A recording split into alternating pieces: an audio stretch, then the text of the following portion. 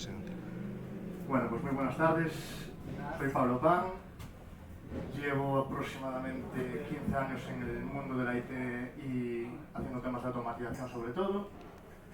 Antes de nada, para saber un poco la gente que estáis aquí, ¿cuántos de vosotros habéis hecho alguna vez una pipeline o algo parecido?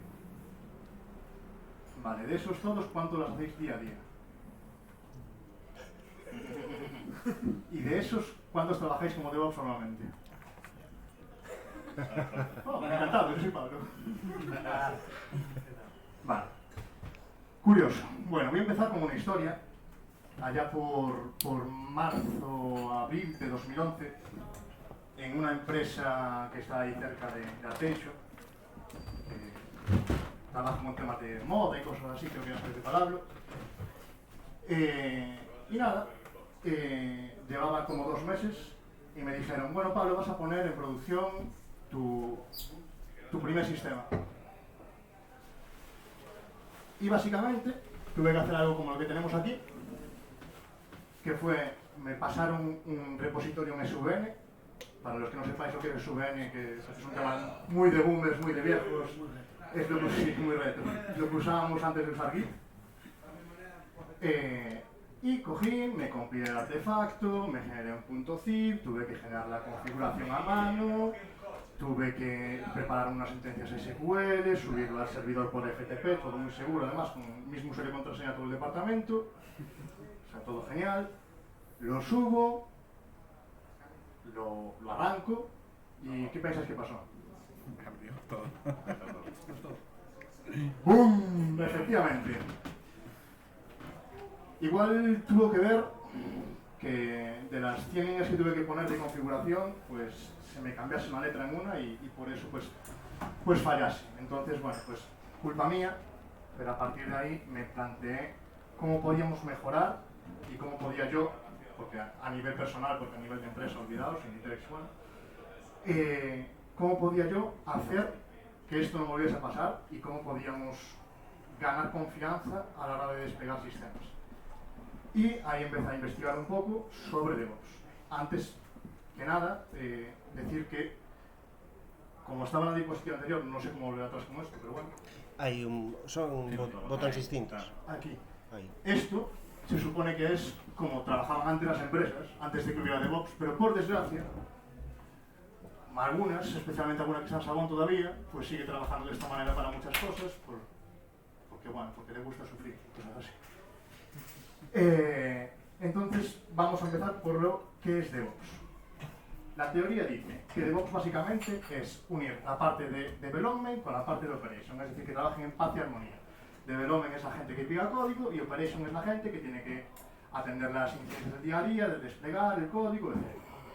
Eso es lo que dice la teoría, pero la práctica al final es que se despliegue código rapidísimo, a toda hostia, sin fallar, con calidad y con seguridad. Es muy importante lo de la calidad, porque si no, vamos jodidos. El ciclo normal, bueno, si veis aquí, metí este loop que metemos siempre cuando hablamos de DevOps, que bueno, os queda precioso, pero vamos a ver cómo funciona realmente, que es que el ciclo de vida del software normalmente es un product owner, o un business analyst, o un product manager, quien sea, genera una necesidad. Necesitamos que en esta aplicación pues genere una Excel, ¿vale? Pues se la pasa al developer, crea una historia de usuario, el developer lo ejecuta, lo crea y demás. El developer pushea ese código a la nube o al Git o donde sea y se genera, con una pipeline, se genera un despliegue a producción. Entonces, con ese despliegue a producción, pues puede ir bien, puede ir mal, pero en el caso de que vaya mal, no va a pasar nada porque todo es automático y siempre tenemos un rollback para que nos salve de esa situación. Lo que quiero decir es que con este método, con la que es la teoría de DevOps, nunca jamás deberíamos tener la situación que tuve yo en Unitex, porque en el caso de que fallase, haríamos un rollback o lo corregiríamos en la siguiente versión si se pudiera ir con esto. Vale. Cago en Dios. Vale. ¿Qué pide DevOps? ¿Qué dice LinkedIn, perdón? Sobre lo que necesita ser un DevOps. Sé que no vais a leer lo que pone aquí, está hecho a propósito, ¿vale? Porque esto es una animalada que aparecen un montón de gurús autoproclamados en internet sobre lo que tiene que saber un DevOps. Que básicamente es que tiene que saber a programar, tiene que saber de redes, tiene que saber de containers, tiene que saber de logs, tiene que saber de Kubernetes. Si no sabes hacer esta cosa en Kubernetes, no eres un DevOps de verdad. Ese tipo de cosas. Y realmente en esta profesión, en este rol, hay muchísimo humo que lo único que hace es confundir y dejar al DevOps como ese mito, como ese unicornio fantástico, que si le hacemos caso, te hace el trabajo de un departamento de IT entero, porque básicamente si lo viéramos esto en detalle en grande, pues básicamente se le falta programar front, pero el resto tiene todo. Así que bueno. Vale. Entonces, vamos con la teoría de DevOps, luego veremos la práctica. DevOps tiene 3 pilares. El primer pilar de todos es la colaboración. ¿Qué llamamos colaboración? Que el DevOps, como tal, ahí por ejemplo me pasa, está como en el centro de un montón de cosas. Está en el centro de tener que hablar con los developers cada día. Tiene que estar hablando con el product owner todos los días. Tiene que estar hablando, bueno, hasta tengo que hablar a veces con usuarios finales, tengo que hablar a veces con gente de UX, que me diréis ¿por qué? Pues porque toca.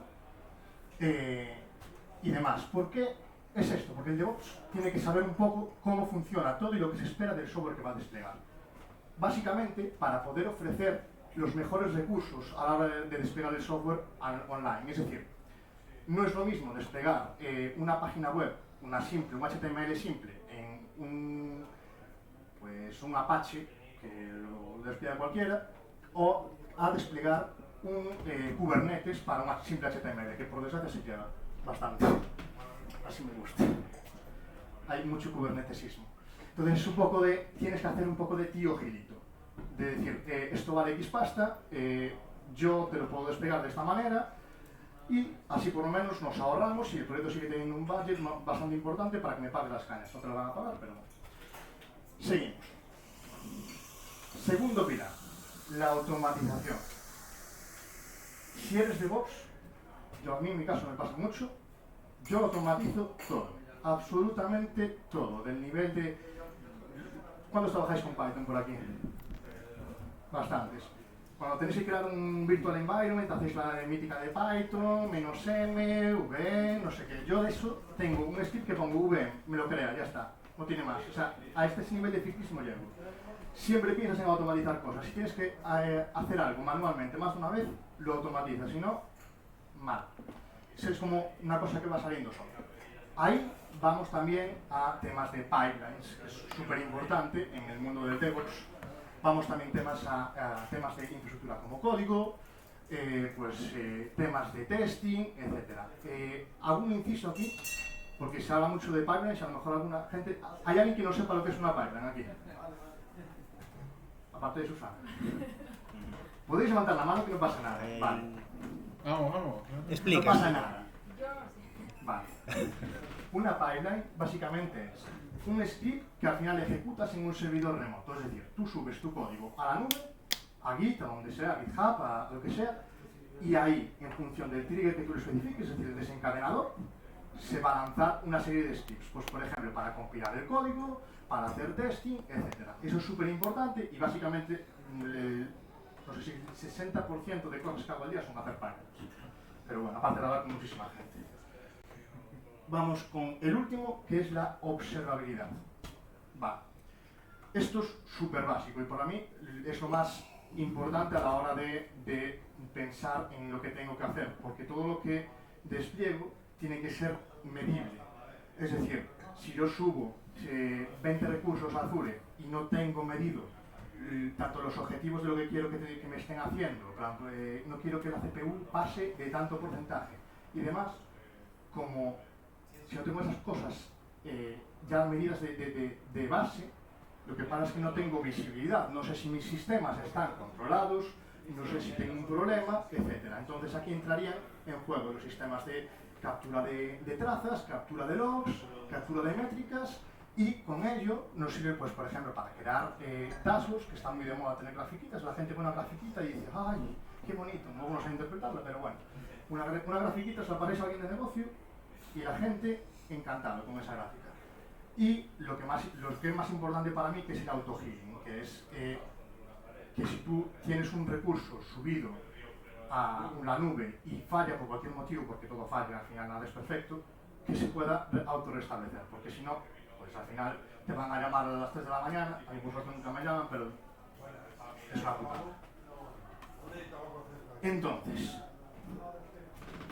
hemos visto la teoría de los 3 pilares del DevOps, pero ahora queréis saber lo que hace un DevOps a diario, como ya lo sé, perdón.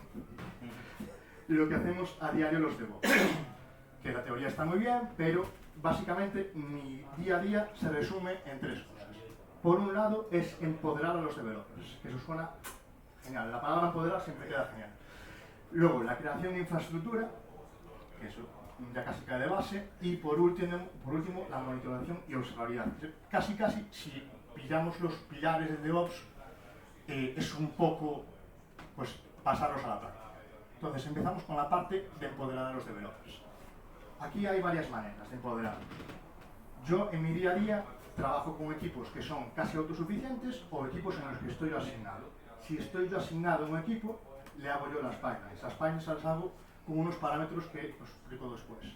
Si en el caso de que sean autosuficientes y quiero que se creen sus pipelines, yo lo que intento hacer es dejarles unas pipelines a nivel de mi empresa, como predefinidas y modulares, sobre todo muy modulares, para que ellos puedan coger y quitar y ponerlas y crear sus propias pipelines después con lo que ellos necesiten. Si están desplegando una aplicación de Python, ellos cogen y pues van a tal repositorio y ya lo tienen preparado. Incluso se puede llevar a otro extremo, que es a nivel de ya automatizarlo, pero no hay budget para la empresa, entonces pues lo que hago. Tengo 4 principios para mis pipelines que vamos a verlos ahora. Como dije, modulares. Una pipeline al final es como los Lego. Tú tienes que poder quitar y poner todo lo que necesites sin que eso pues altere el objetivo final de la pipeline. Todo esto con un sentido. Si quitas la parte de buildear y quieres subir una cosa a la nube, pues no te va a funcionar, pero con cierto sentido. Por otro lado, deben de ser reutilizables, y esto va muy acorde con el tema de modulares.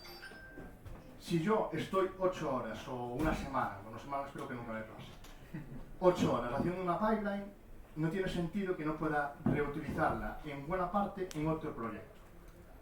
Porque al final, hombre, es como que dinero perdido para la empresa, tiempo perdido para mí, se genera frustración, los proyectos van con delay, etc. Luego, también, el tercer principio para mí es que deben de ser flexibles. ¿Y qué es que una pipeline sea flexible? Pues si hoy estamos trabajando con un proyecto que requiere Node.js, por ejemplo, y queremos pasarlo a Python, no tiene que ser un cambio súper drástico a nivel de pipeline, es cambiar 4 cosas y esas 4 cosas deben de poder cambiarse sin tener que cambiar la pipeline entera. Es decir, también va un acorde con lo de que sea reutilizable, porque no vamos a tener que perder un día entero o una semana entera en hacer esto. Y por último, que es lo más básico, es que sea configurable, que podamos adaptar la pipeline a lo que nuestro proyecto requiera, es decir, poder crearla, poder añadirle parámetros, quitarle parámetros, en función de eso que ejecute unas cosas indicadas y demás. Vamos con un ejemplo para que lo veáis. Esto es como creo normalmente mis pipelines. Si nunca visteis una pipeline, o si no se ve bien, lo siento, pero bueno. Pablo, te es un puntero, no... Por si te es más... Por si bien. Para este comunidad, hay comunidad. Vale. Pues básicamente, bueno, aquí tendríamos el trigger, que básicamente aquí sería que se triggerea con las branches main y con las pull requests a main, y tendríamos estos jobs que, como veis, son jobs reutilizables, es decir, están, joder, como me gusta el láser, están con un YAML referenciado, y que encima al YAML, bueno, aquí no lo tenemos justo, no lo tenemos puesto, pero se podría pasar parámetros a nivel de input. Y podemos hacer que sea desencadenante, por ejemplo, en este caso, que el de Docker solo se lance en el caso de que terminen los otros dos.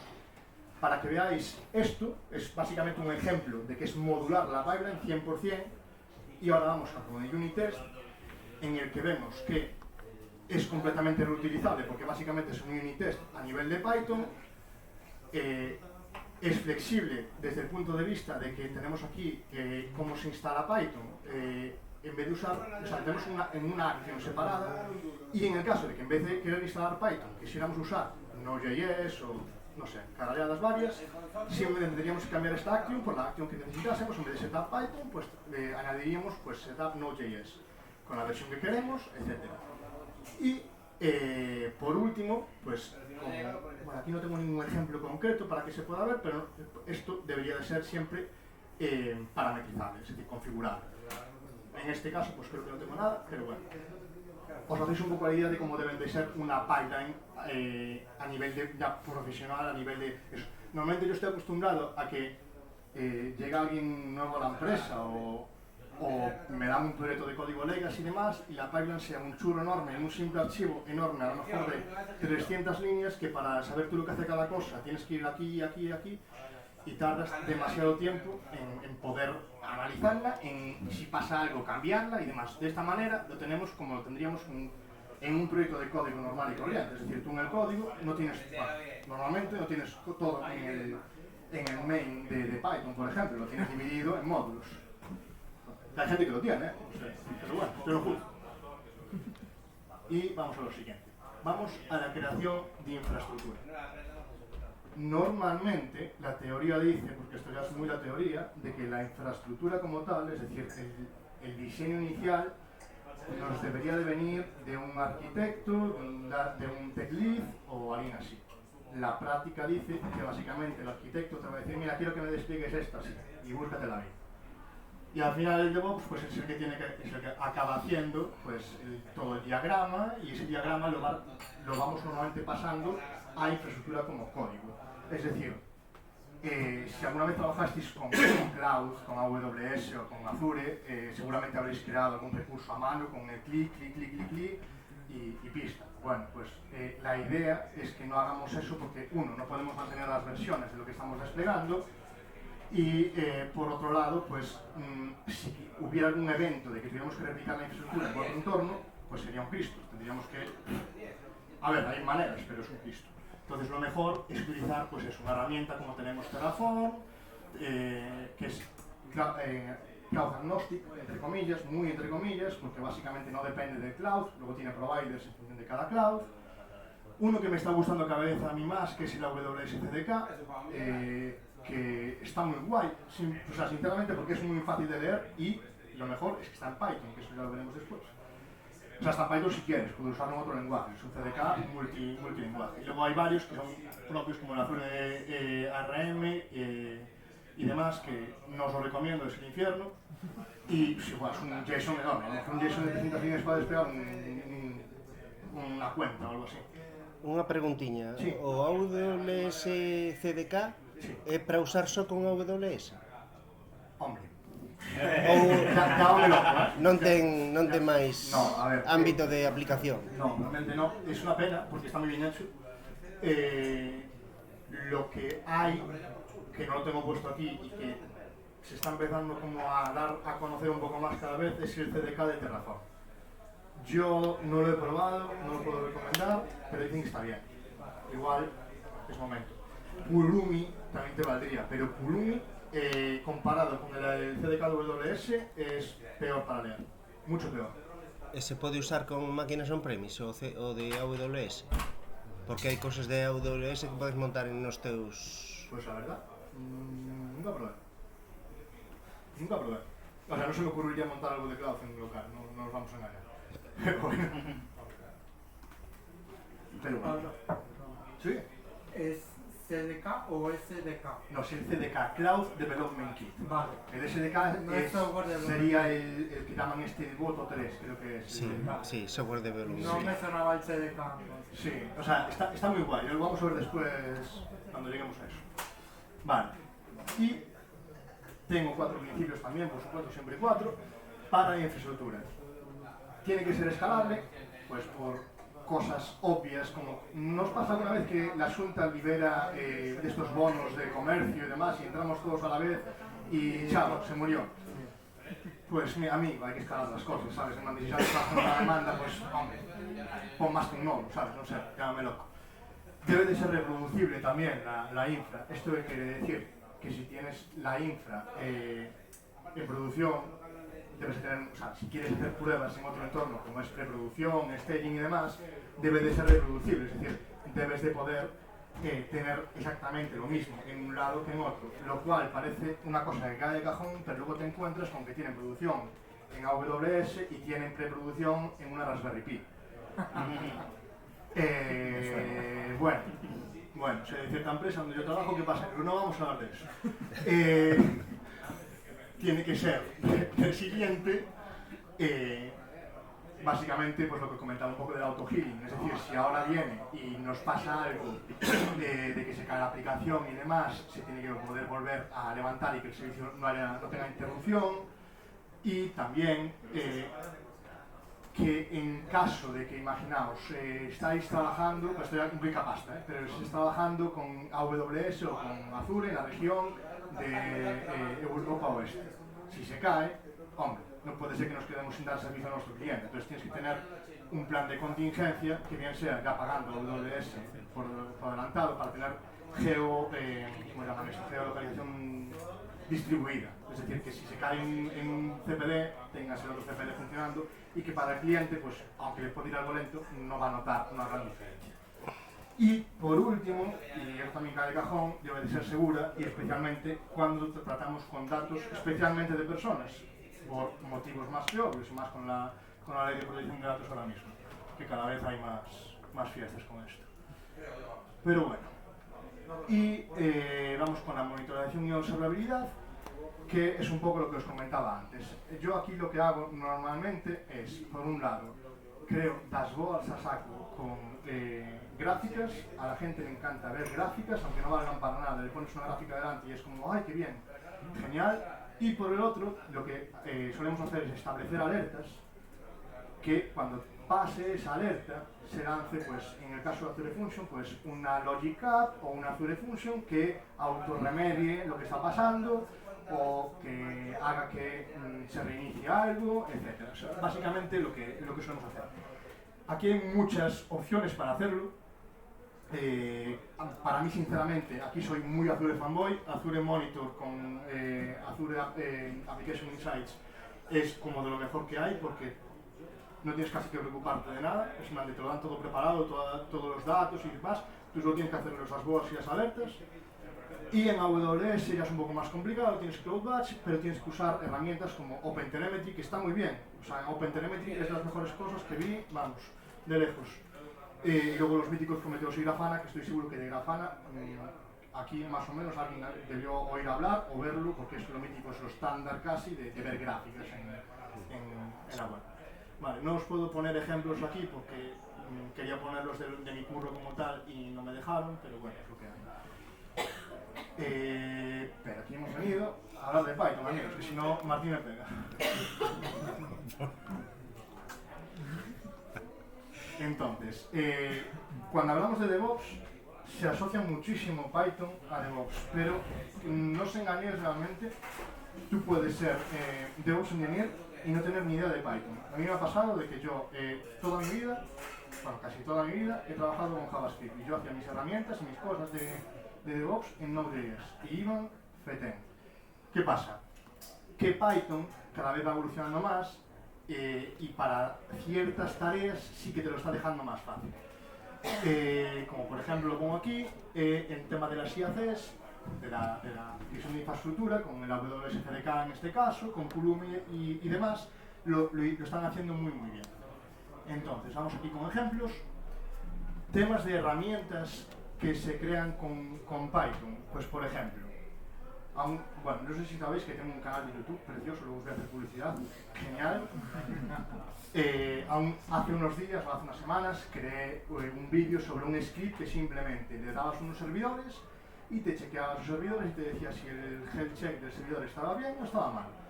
Para ese tipo de cosas se suele usar. No es algo habitual porque realmente tiene los sistemas de alerta, pero se puede usar. Para temas de secretos que tengas que subir a la nube, que tengas que configurar, etcétera, se crean herramientas. Vamos a ver un ejemplo ahora de eso. Para el tema de el testing, se hace muchísimo testing. Yo, por ejemplo, uso mucho Playwright para hacer testing, se suele también usar Cypress y demás. No es una cosa que deba hacer un DevOps, pero al final acabamos haciendo lo que nos manda, casi. Vamos a ver un ejemplo. lo que os dije del script, que es básicamente que se conecta a un servidor y hace un health check, es muy simple. ¿Qué tiene de especial para mí este script? Es que uso Questionary y uso Rich. No sé si los habéis usado una vez, pero son preciosos porque te permiten hacer cosas como pantallas de carga, te permiten hacer selectores, y eso a nivel de CLI está muy poco usado, y es una cosa que, joder, te facilita mucho la vida, porque si eres una persona que no está acostumbrado a lanzar algo y lo va a lanzar por primera vez, pues hombre, que tengas un asistente pues te ayuda bastante. Esto simplemente lo que hace es recoge del usuario qué acción quiere hacer, que es comprar un servidor, todos los servidores van a tener uno nuevo, y en función de eso, pues no está todo el script entero, porque no me cabía aquí, pues ejecuta ciertas acciones, no tiene más. Súper simple, pero son el tipo de herramientas que hacemos en el día a día, cosas que nos automaticen, que a lo mejor que te puede llevar pues 3 clics al día, pero por no hacer esos 3 clics o por no entrar en una página, yo lo hago y te acabas ahorrando tiempo al final, bastante, de hecho.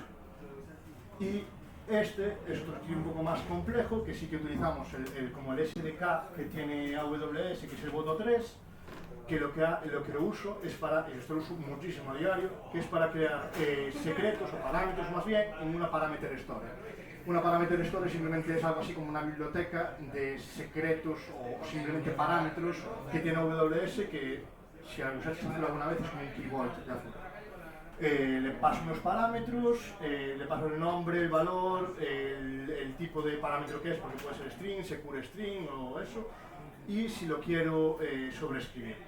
Se lo paso, lo intento hacer, se conecta y ya está, no tiene más. Es un script bastante simple, pero como digo, esto me llevaba bastante tiempo porque para entrar en AWS a diario, o sea, yo no sé si alguna vez trabajáis con AWS, pero no es precisamente intuitivo, y yo que no estoy acostumbrado realmente, tardas la hostia en encontrar cada cosa. Vamos a lo siguiente, que es la infraestructura como código en Python. Aquí yo uso, como os dije, el CDK AWS, lo diferencia realmente siempre de otros sistemas como Pulumi o como, pues por ejemplo, el ARM que tiene Microsoft, es que es súper legible, lo vamos a ver en este ejemplo. Y aquí, si yo ahora no os digo nada y lo leéis, si es que lo habéis leído, que en plan soy un poco pequeño, se ve muy fácil lo que hace. Primero creamos una tabla de DynamoDB, creamos una lambda, le damos permiso para que podamos escribir con la lambda en la tabla de DynamoDB, y se triggería con un cron. Es que es súper simple, o sea, podéis crear infraestructura en cuestión de media hora o menos, o sea, es increíblemente rápido y fácil de leer. Yo de las cosas que más me gusta a la hora de usar Python para hacer la infraestructura. Vale, y ahora, ¿cuántos de aquí sois developers? Joder, qué pocos. ¿Qué coño dice el resto? Bueno, pero vais a ser developers algún día, joder. Bueno, o no, vamos, o sea, cada uno nos diga. Bueno, ¿qué puede hacer un developer aquí? Podéis ser el próximo DevOps. ¿Por qué digo esto? Porque es una profesión en la que se paga un montón, que está súper demandada y que siempre hay vacantes. Yo siempre que miro en LinkedIn, InfoJobs y demás, es de las cosas más demandadas que hay, y los sueldos os puedo asegurar que no son bajos precisamente.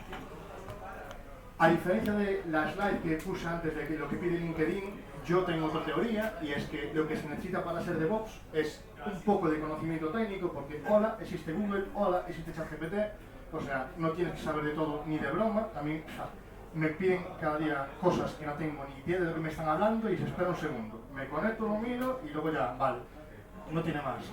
Sí que tenéis que tener un espíritu de querer automatizar absolutamente todo, es decir, no puede quedar nada que podamos hacer manual, y el tema de la resolución de problemas es también súper importante, porque las cosas fallan, en la nube especialmente, y Azure AWS saca cosas cada día y pues te cambia algo y tienes que saber encontrar dónde está la falla. Y quitan cosas también.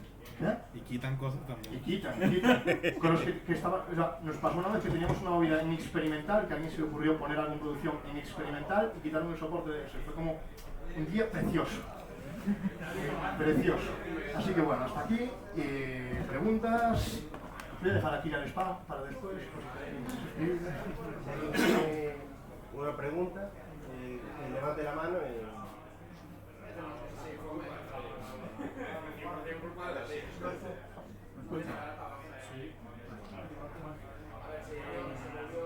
¿Tú considerarías mejor trabajar en scripting con Python que con Bash o PowerShell?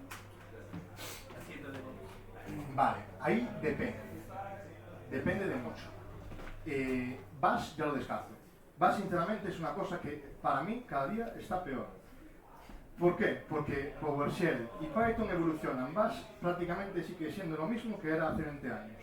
Entonces, si no te adaptas, a mí me pasó hace no mucho que estuve, no sé si 20 minutos de mi vida perdidos porque tenía un espacio de más en unos paréntesis. O sea, eso es, vamos a ver, o sea, no. Entonces, PowerShell me gusta mucho, Python me gusta mucho. Entonces, por ejemplo, para trabajar con Azure, sí que trabajaría antes con PowerShell que con Python, porque también se integran mucho más fácil, tienen las librerías mucho más fáciles para integrarlas. En general, para hacer scripting prefiero Python. Igualmente, Ahora más alto, hacer más alto. aquí, Ahí. y yo al menos veo la ventaja cuando tienes cierto código, los developers entienden. Sí. Pero cuando tú lo tienes en PowerShell o en Bash o cualquier script más de máquinas, no lo entiendes. Pero con Python ellos, sobre todo si es un producto de data engineering, de data science, lo entienden. Sí, realmente sí, realmente sí. O sea, sí, yo tuve la suerte de que cuando tuve que trabajar con Azure a nivel de hacer scripting serio, con PowerShell, trabajaba con gente de .NET y PowerShell básicamente es un .NET con superpoderes para todos. Entonces nada, o sea, lo sabían leer perfectamente, no tiene que hacer nada. Pero sí que ahí concuerdo contigo. ¿Una pregunta? No.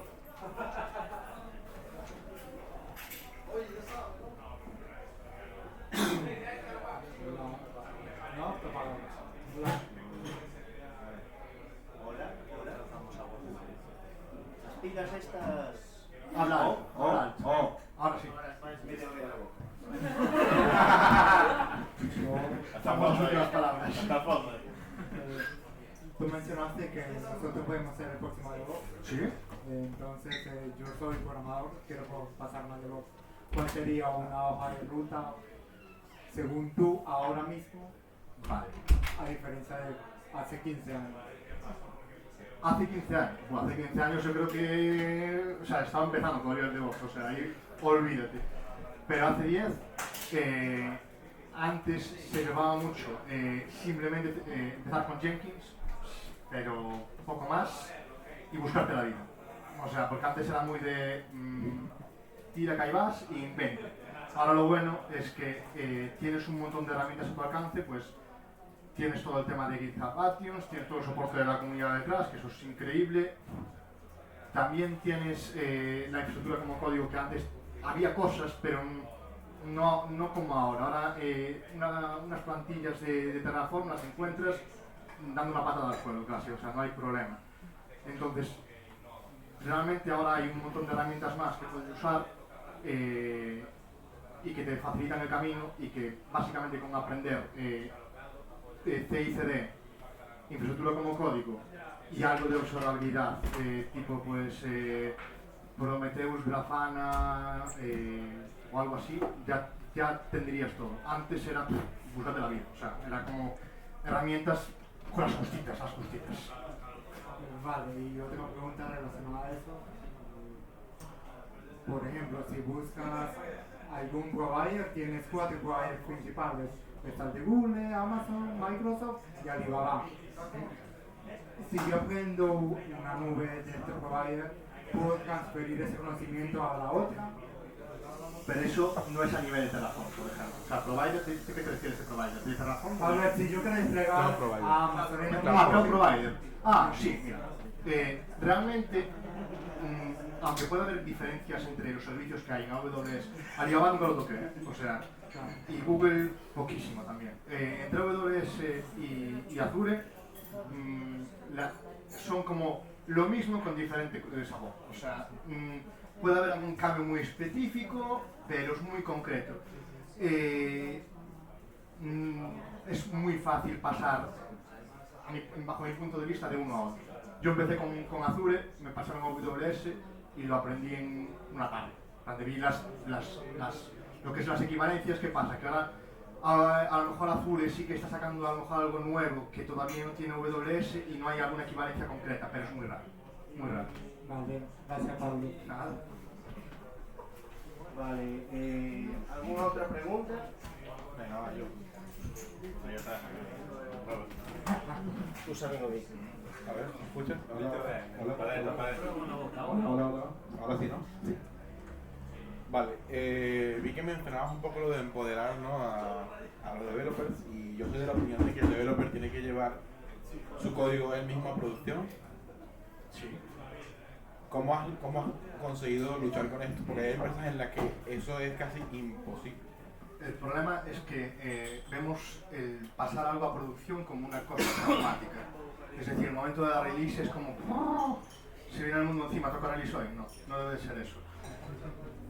Ahí no entra solo la parte de DevOps en juego, también entra en parte mucho la de QA. Tienes que tener unas pruebas previas de producción muy sólidas y que te garanticen de que el momento de paso a producción sea simplemente porque normalmente es una persona dándole un botón, porque al final a gente le gusta dar a botones, pero básicamente eso, que sea simplemente eso, y que luego después del paso a producción tengas unos buenos smoke test que te garanticen de que lo que está corriendo en producción no tenga ningún problema. Realmente el problema es que generalmente, yo lo veo mucho hay una chica que aparece siempre mucho en LinkedIn que se llama Rox no sé qué, de Argentina, que es de DevOps o algo así, que dice, producción, incendio, no sé qué, y en plan de, pero si tienes incendios en producción es que algo está haciendo mal de base.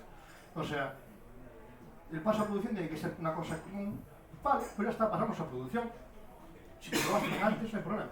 Sí, es que yo llego usualmente y lo que busco promover es que literalmente yo acabe desplegando la producción durante el día 20 veces sin problema. Sí, eso sería la idea. Y eso, el despliegue a producción debería de ser simplemente un push a main. Sí, y que claro. simplemente como hacer, pero es que ahí realmente no, el developer lo único que tiene que hacer es subir su código y alguien tiene que registrarlo, nada más. Sí, a ver, hay un code review previo para que la gente vea lo que pasó tal, pero al final, si yo quiero desplegar 20 veces ese día de producción, poder hacerlo sin ningún miedo, y eso Sí. muchas veces la gente como que lo romantiza, o sea, lo pone como en plan, wow, desplegar la producción, madre mía, y no tiene por qué ser así. No. Y más si, por ejemplo, hay una cosa que yo creo mucho, que es el tema de feature flagging, que es algo que no se practica mucho, que tú puedes desplegar algo a producción y si algo va mal, poder quitarlo Sí. y revertir el cambio básicamente al momento. Sí. A ver, a mí me gusta más el rollback, pero bueno. Y lo otro que te decía es el tema de observabilidad, que vi que te gusta mucho el tema de Azure, Sí. pero es que yo me he visto en los últimos años más migrándome de proveedores de observabilidad constantemente. O sea, sí, casi todo el mundo empieza en Datadog porque es muy bonito, pero luego los costes no son tan bonitos. Y claro, por eso yo abogo en todas las empresas a las que llego y meto el tema de instrumentalizar OpenTelemetry como estándar. Sí. Y poder pivotar entre New Relic, Datadog, tal. ¿Tú cómo lo ves? A ver, está bien. Está bien. Yo, sinceramente, me salto. O sea, nunca suelo meter ni New Relic ni nada. Suelo intentar meter lo que tiene de base el Cloud Provider. Pues Azure tiene el Azure Monitor, que ya no necesitas ni meterte con OpenTelemetry realmente. Y AWS sí que necesitas OpenTelemetry, pero tiene el CloudWatch, que realmente para 4 cosas básicas te va a funcionar, y para meter alertas y auto-healing te va a funcionar. Salvo quieres alguna cosa muy específica, que no es el caso hasta ahora. Sí, yo soy muy fan de synthetic testing, de hacer el health check desde la propia herramienta de observabilidad. Sí. Y ya si me das el on-call, ya es maravilloso. O sea, Sí. todo el mundo. A ver, es que nunca lo hice así, o sea. Vale, genial, muchas gracias. A ti. Bueno, sobre o que falabades antes, é curioso, un apunte, que eu teño visto o tema hai un libro que é de Martin Fowler, creo, que fala sobre que el coñecía unha persoa que facía despliegues diarios a produción, porque tiñan unha suite de tests que o permitía. Precisamente eran para cosas moi diarias, acabar o traballo do día e subir a producción diariamente. E iso resultaba. Por qué? Porque tiñan suite de tests que o permitían. El TDD, que se llama mal, pero hay que hacerlo así. ¿Alguna otra pregunta? A la una. Dúas. Bueno, pues damos por finalizado hoxe. Moitas gracias polo pan. Gracias.